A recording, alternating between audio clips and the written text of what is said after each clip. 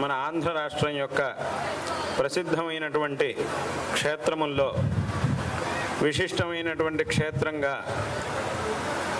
భాసిల్లుతూ ఉన్నటువంటి ఈ సింగరకొండ క్షేత్రంలో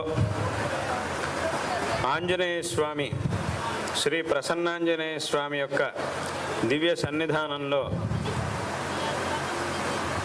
అనేక మంది భక్తులందరూ అత్యంత శ్రద్ధాభక్తులతో ఆంజనేయ స్వామి యొక్క సేవను చేసి విశేషంగా చేసినటువంటి సహకారంతో నూతనంగా నిర్మింపబడినటువంటి శిలామయమైన భవ్యమైనటువంటి మందిరంలో పునఃప్రతిష్ఠ కుంభాభిషేకం నిర్వర్తించాము. ఆంజనేయ స్వామి యొక్క ఆరాధనను మన దేశం అనాది కాలంగా చేసుకుంటూ రావడం అనేది విశేషమైనటువంటి సంప్రదాయంగా ఉన్నది. ఆంజనేయ స్వామి యొక్క మహిమ అనేది అపారమైనటువంటిది.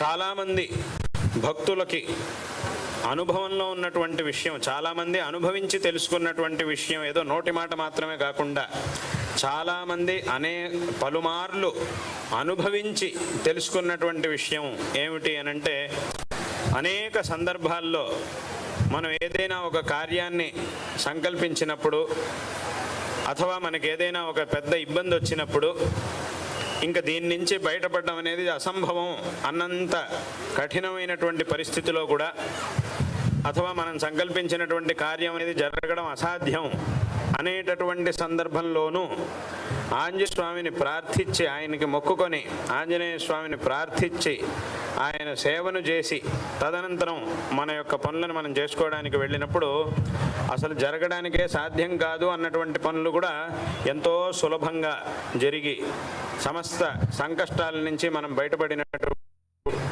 అనుభవాలు ఎంతోమంది భక్తులకు ఉన్నాయి.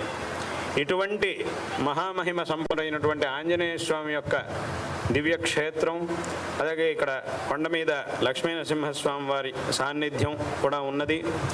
ఆంజనేయ స్వామి సాన్నిధ్యం, లక్ష్మీనరసింహస్వామి సాన్నిధ్యం, ఒకే భగవంతుణ్ణి ఇక్కడ ఆంజనేయ స్వామి రూపంలో మనం చూస్తున్నాం, అక్కడ లక్ష్మీనరసింహస్వామి రూపంలో మనం చూస్తూ ఉన్నాం.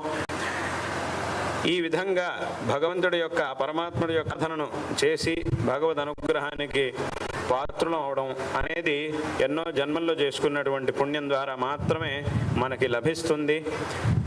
ఈ సమస్త ప్రపంచంలో మన భారతదేశంలో ఈ విధంగా అనేక విధమైనటువంటి క్షేత్రములు ఉన్నాయి.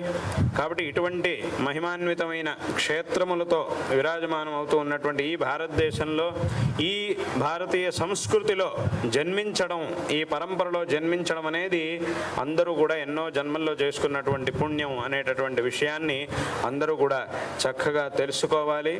ఈ మన యొక్క హిందూ ధర్మ సంస్కృతి ఏదైతే ఉందో ఇది అత్యంత శ్రేష్టమైనటువంటిది, అత్యంత ఉత్కృష్టమైనటువంటిది, అత్యంత గొప్పది, చాలా గొప్ప సంస్కృతి.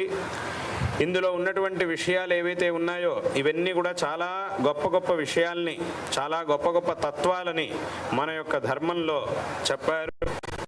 ఇటువంటి ఈ తత్వాల్ని చక్కగా తెలుసుకొని, ఈ ధర్మ గొప్పతనాన్ని చక్కగా తెలుసుకొని అందరూ కూడా